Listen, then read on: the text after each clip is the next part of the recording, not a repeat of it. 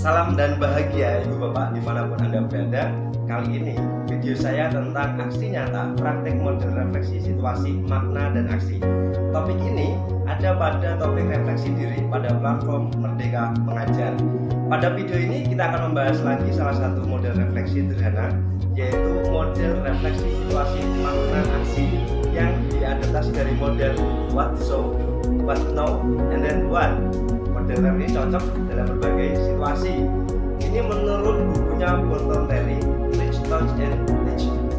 Langkah-langkahnya adalah situasi, makna, dan aksi. Nanti menanyakan apa yang terjadi, mencari tahu apa pelajaran yang saya dapat, dan apa yang harus saya lakukan sekarang. Semoga ini akan berhasil pada kegiatan nantinya. Selamat menyaksikan dan terima kasih atas perhatiannya. Salam dan bahagia.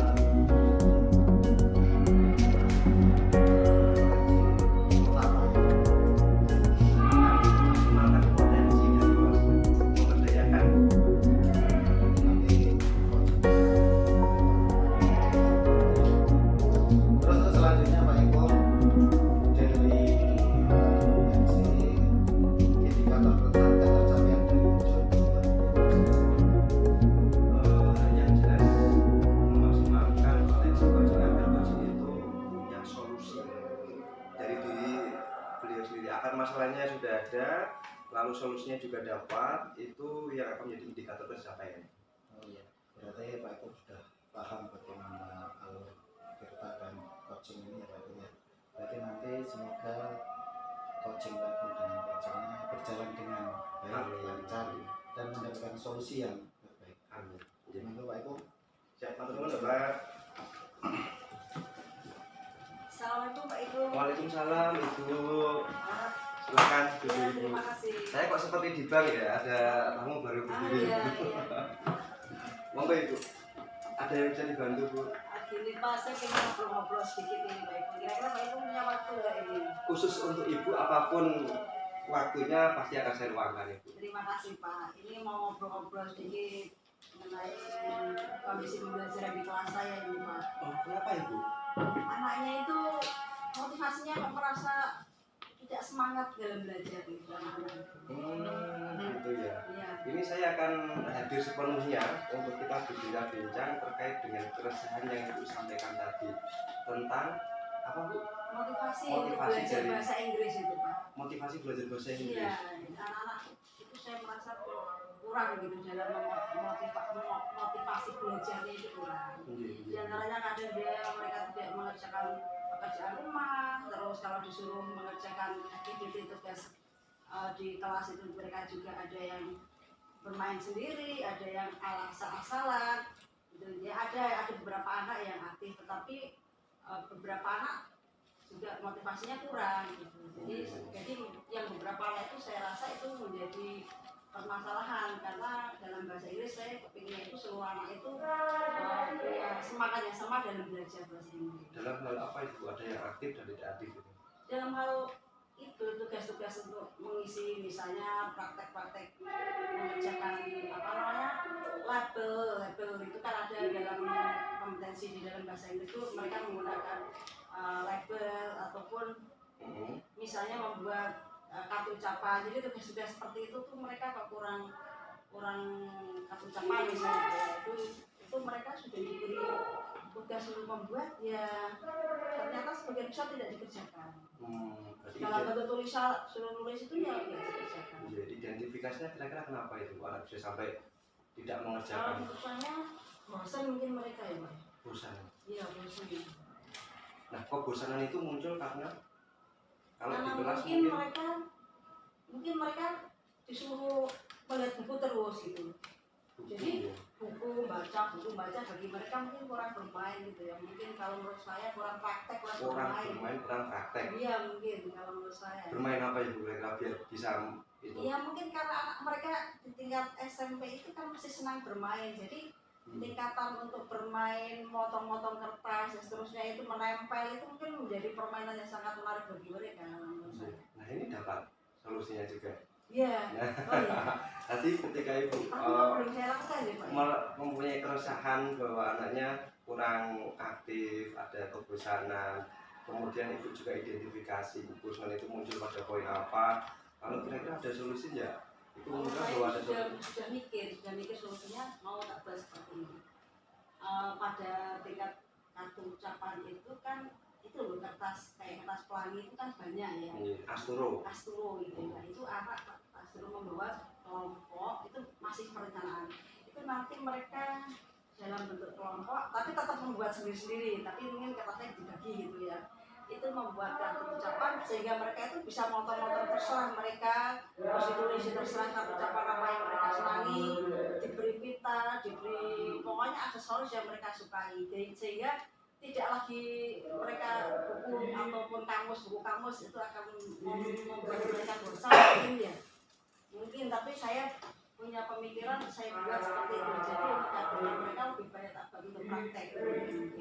Praktek itu maksudnya ke project itu iya buat project membuat itu kartu ucapan. Nanti terserah mereka bisa kartu ucapan selamat ulang tahun, kartu ucapan misalnya Idul Fitri, Hari Raya, Tahun Baru itu. Jadi mereka boleh memilih apapun bentuk kartu ucapannya, tetapi bentuknya itu refleksi dari mereka, bisa mengunting, bisa dibuat lingkaran atau kotak, jadi terserah mereka gitu kan. Saya punya pemikiran seperti itu, punya harapan seperti itu. Solusi yang ibu sampaikan tadi akan dikembangkan bersama guru lain ya? Ada bersama dengan guru lain ya? Rencananya, karena ternyata juga kebanyakan anak-anak itu kalau belajar bahasa Inggris sudah bosan karena melihatnya antara kamus dengan buku situ. Jadi nanti ada permainan dan proyek gitu ya? Iya, rencananya seperti itu. Nah, baru rencana loh. Baru rencana, ya, perlu dipraktekkan. Perlu dilaksanakan. Nah, rencana aksinya bagaimana Pak? Ibu tadi menghentikan ini baru rencana ya Pak? Kira-kira nanti rencana aksinya itu bagaimana? mungkin seminggu lagi saya ini dalam minggu ini akan awal tak beri informasi mengenai alat-alat yang harus dibawa dulu untuk mempersiapkan mereka dalam kegiatan aktivitinya. Mungkin dimulai kan 4 jam pelajaran yang untuk 2 jam untuk informasi dulu secara berkelompok, dan nanti yang 2 jam di hari lainnya saya buat untuk praktek untuk tunggal. Prosesnya jadi mereka bahannya yang dipakai itu biasanya kertas itu pelangi Asturo itu ya Pak ya, terus spidol, gunting, pita, terus pewarna boleh krayon berapa, yang penting untuk pewarna itu, terus gunting, terus mungkin itu perekat itu ya Pak ya, perekat itu mungkin lem itu, terus mungkin aksesori yang mereka sukai boleh dipakai.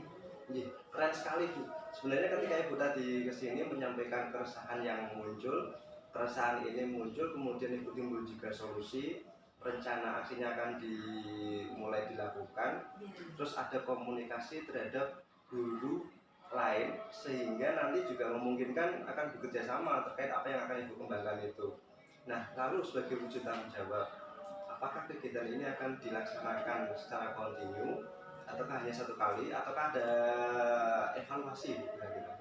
Ya untuk karena ini pertama sharing sana kan kita melihat dulu, mau saya evaluasi dulu apakah memang mereka itu kebersamanya dikarenakan kurangnya praktek gitu ya dalam bahasa Inggris. Nah mungkin untuk selanjutnya akan saya cari hal lain lagi yang bisa membuat anak itu semangat lagi mungkin ya, karena mungkin karena tuntutan sementara tuntutan di dalam soal ujian itu bentuknya reading itu kan membaca, jadi mungkin guru-guru itu lebih terfokus pada pembacaan kamus dan buku gitu, jadi kurang untuk bermain. Ya tidak salah juga karena tuntutan untuk di dalam pembelajaran bahasa Inggris itu anak-anak bisa memahami membaca. Nah itu kan berarti pembelajarannya lebih banyak ke reading. Nah itu memang tidak salah, tetapi ternyata kalau dilaksanakan terus-menerus seperti itu anak bosan. Jadi memang harus ada selang-seling gitu antara praktek dengan mungkin anak diajak keluar gitu, mungkin cuma ada kendala juga karena bisa kalau tidak diamati anak bisa kemana-mana kalau diajak kegiatan keluar gitu. Bisa lari-lari itu. Karena nanti kita analisa juga apakah kegiatan ini kalau memang saya laksanakan bisa berdampak baik apa malah mengganggu kelas-kelas lain kan gitu. Ada evaluasi sebagai wujud bertanggung jawab atas kegiatan ini.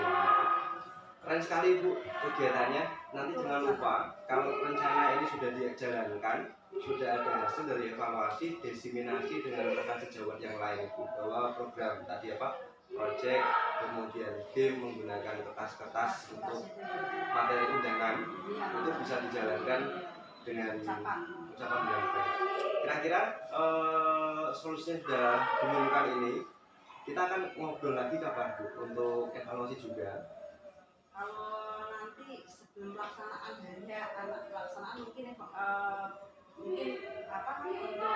masukan sebelum kita mempraktekkan dengan anak, mungkin saya bisa bertanya lagi menanyakan informasi dengan Bapak sebelum pelaksanaan hari gitu. Sebelum pelaksanaan hari berarti beberapa hari lagi ya Bu, kita komunikasi lagi untuk membahas terkait dengan keresahan yang tadi Ibu sampaikan itu.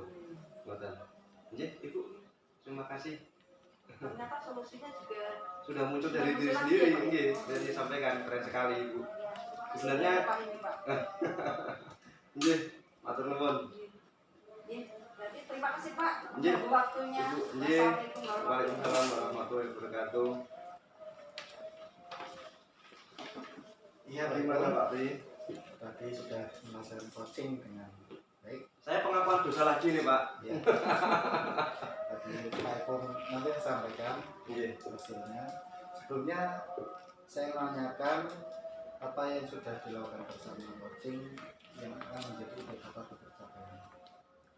Indikator dari coaching tadi. Tadi indikator ketercapaiannya sudah tercapai dengan maksimal karena kompetensi yang diambil adalah memaksimalkan dari diri coaching itu sendiri. Potensi ada di dalam.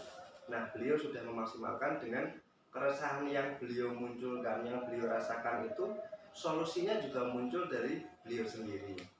Gitu. Jadi potensi yang ada pada coaching tadi sudah ada. Terus saya akan menyampaikan hasil tadi coaching dari Pak. Yang pertama, Pak sudah hadir sebenarnya dalam coaching tadi. Terus sudah menggunakan aktif. Tapi Pak Eko dalam penyampaiannya tadi coaching itu Pak Eko langsung bilang, nah itu langsung ada solusinya. Berarti kan itu kan belum, seharusnya Pak Eko lebih smooth lagi ya Pak. Nah itu pengakuan dosa saya itu Pak. Mencari menggali lagi apa yang bisa dilakukan. Terus yang ketiga, yang keempat, memberikan pertanyaan berbobot tadi sudah dilakukan, memaksimalkan kompetensi coach tadi. Terus memberikan dorongan pada coach untuk menyelesaikan permasalahan yang dihadapi di kelas. Terus coach melakukan tidak lanjut, tapi kayaknya di terakhir si coach akan melakukan tidak lanjut setelah coaching ini selesai. Terus yang terakhir, coach sudah selesai dengan sesuai dengan alur kita, sudah hampir sempurna. Masih ada tadi Jadi pengakuan dosa saya itu Pak, yang pertama saya langsung to the point ketika ada solusi datang. Kemudian saya sebenarnya menjadi pendengar yang baiknya itu belum terlalu baik karena saya kesannya tergesa-gesa Pak. Mungkin karena record ini kan waktunya terbatas begitu. Jadi itu yang ketiga, ada satu hal lagi ya Pak, kelemahan saya. Saya ternyata kurang puas ketika saya tidak memberikan solusi dari saya. Nah jeleknya di situ Pak. Itu menjadi kekurangan dari saya ketika saya ngobrol dengan teman.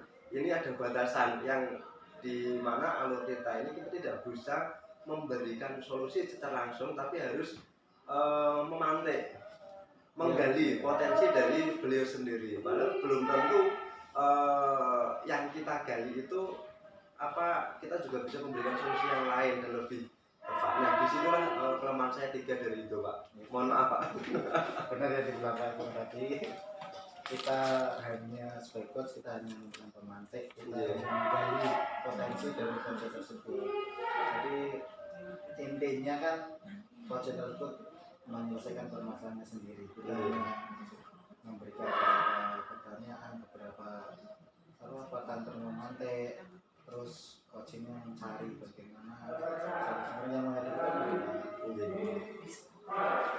terus Pak Ipung, untuk pertanyaan terakhir, dari tadi kan kompetensinya sudah kita Ipung.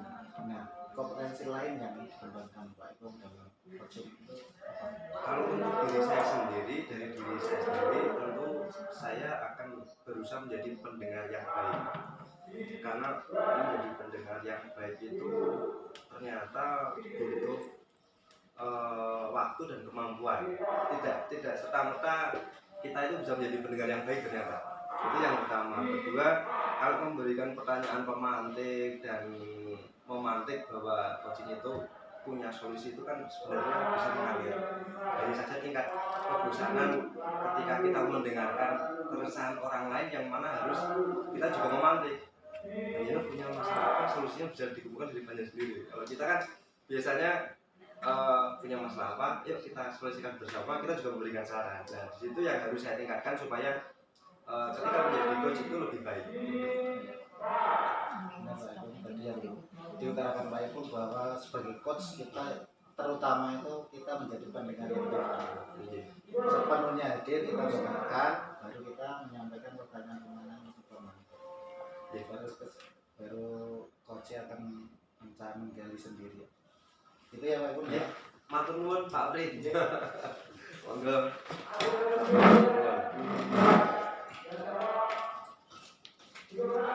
Di pos